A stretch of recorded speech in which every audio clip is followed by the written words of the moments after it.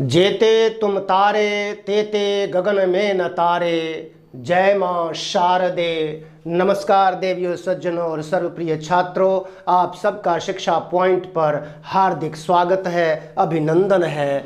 आज वसंत पंचमी सरस्वती पूजन का अवसर है। इस अवसर पर आप सबको शिक्षा पॉइंट की ओर से ढेर सारी शुभकामनाएं। प्यारे दोस्तों, भाइयों बहनों, छात्रों, इस दुनिया में सरस्वती माता ही एक ऐसी देवी हैं। वैसे तो 3 महादेवियां हैं।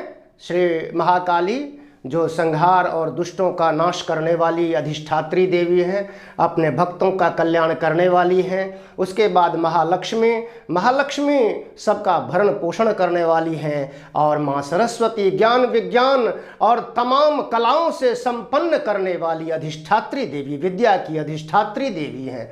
दुनिया में जितनी भी विद्याएं हैं, वैसे तो बहुत सारी विद्याओं का वर्णन है हमारे शास्त्रों में, लेकिन जो लौकिक विद्याओं की अगर बात करें तो पढ़ना लिखना, पढ़ लिख करके एक अच्छे मुकाम पर पहुंचना ही विद्या का तात्पर्य है, विद्या का अभिप्राय है, उसका उद्देश्य है, शिक्षा का उद्देश्य है। इन सब उद्देश्यों की पूर्ति के लिए जिस व्यक्ति ने इस सरस्वती माँ का जितना भी पूजन किया है, जितनी उनकी आराधना की है, वे उतने ही शिखर पर पहुँचे हैं। इसलिए शिक्षा पॉइंट आप सभी छात्रों से विशेष रूप से ये अपील करता है कि आप सभी इस माता का, इस देवी का सम्मान करें। चाहे धर्म कोई भी हो, छात्र सभी धर्मों में हैं, सभी धर्मों के छात्र ही हैं। वे सब विद्या की ही आराधना करते हैं, विद्या से संपन्नता प्राप्त करके जीवन में तरक्की करना चाहते हैं, करते ही हैं, कर ही रहे हैं। बात इतनी सी है कि जिसने इसका जितना ध्यान रखा, मान किया, सम्मान किया, इस देवी ने उस व्यक्ति को उतना ही ज्ञान विज्ञान का वरदान दिया है। ज्ञान विज्ञान, व्यापार, कला, नृत्य, संगीत की बात करते हैं, सारे गामा पा, वीणा बजाती हैं ये, वीणा निनादिनी माता हैं ये, सारे गामा पा। जो आज नृत्य संगीत की ये 7 सुर हैं, इन सुरों की भी अधिष्ठात्री माँ सरस्वती ही हैं। जैसे नृत्य के अधिष्ठाता महादेव शिव हैं, नटराज हैं, उनकी आराधना सभी आज देखिए फिल्मी जगत में जो उनकी स्टूडियोज के अंदर जो है नृत्य करते हुए शिव की प्रतिमा विराजमान होती है और वीणा बजाती हुई माँ शारदा विराजमान होती है। तभी तो वो इतनी अच्छी रचना कर पाते हैं। किसी व्यावसायिक प्रतिष्ठान में जाएंगे तो वहाँ उस तरह के देवी देवता, तो हम छात्र हैं, हम सब जीवन में आगे प्रगति करना चाहते हैं, तो निश्चित रूप से इसका सम्मान करें, इसका मान करें। और हम अपनी किताबों, कॉपीज और जितने भी हमारे पढ़ने लिखने के उपकरण हैं, साधन हैं, सबका सम्मान करें, मान करें। और इस दिवस का इतना ही महत्व नहीं है कि ये विद्या देनी। इस अवसर पर, इस दिन जिसका जन्म होता है, वो बताते हैं बहुत उच्च कोटि का विद्वान व्यक्ति होता है। और कहते हैं विद्वान सर्वत्र पूज्यते, स्वदेशे पूज्यते राजा, विद्वान सर्वत्र पूज्यते।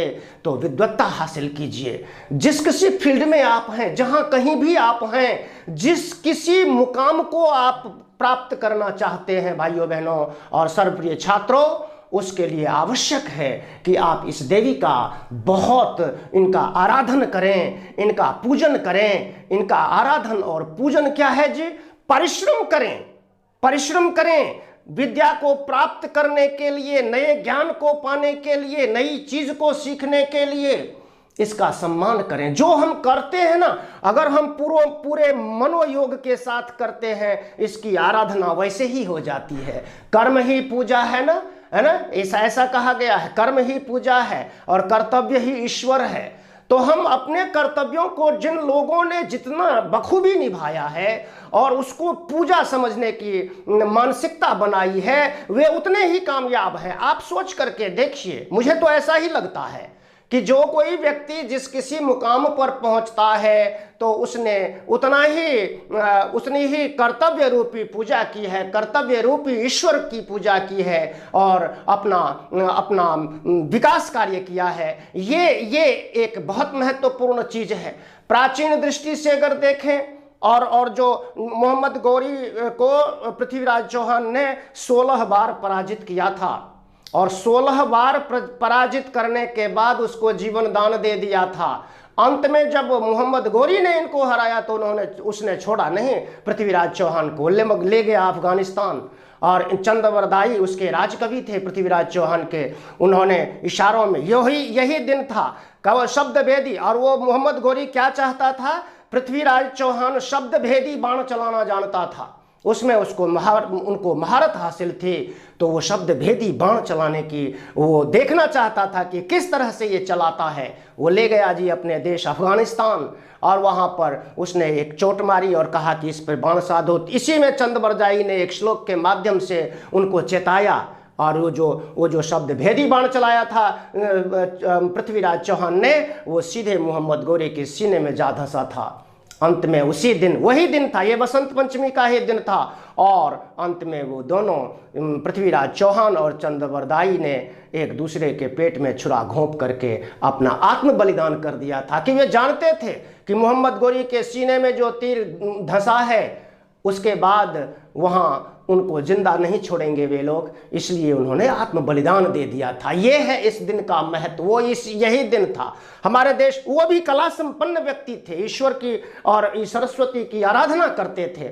जो कोई भी जिस किसी भी फील्ड में है, गुरु गोविंद सिंह, और धार्मिक मान्यता की दृष्टि से देखें पूर्वी भारत, पश्चिम बंगाल और बांग्लादेश और नेपाल आदि देश में जो है बसंत पूजा के दिन अवकाश, सार्वजनिक अवकाश होता है और विद्यालयों में जहाँ पर विद्यार्थी पढ़ते हैं वहाँ पर सरस्वती की प्रतिमा की स्थापना करके धूमधाम के साथ साजो सज्जा के साथ पूजन करते हैं, अपने किताबें रखते हैं, अपनी कलम रखते हैं वहाँ, ताकि उनको सरस्वती का आशीर्वाद प्राप्त हो सके और वो जीवन में अच्छी सफलता प्राप्त कर सकें। इधर पश्चिम भारत और पूरे भारत में भी अलग अलग वो मान्यताएं हैं। इधर सिख धर्म में आज ही के दिन 10वें गुरु गोविंद सिंह का विवाह हुआ था वसंत पंचमी के ही दिन।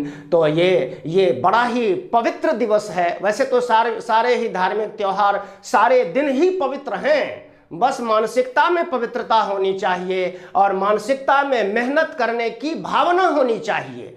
जितनी प्रबल वह भावना होगी सरस्वती का वरदान उतनी मात्रा में मिल जाएगा, सबका जीवन धन्य हो जाएगा। धन्यवाद, नमस्कार, जय हिंद, जय भारत, जय भारती, जय मां शारदे, अज्ञानता से जगत तार दे, शुभकामनाएं, नमस्कार। चैनल को सब्सक्राइब भी करें। धन्यवाद।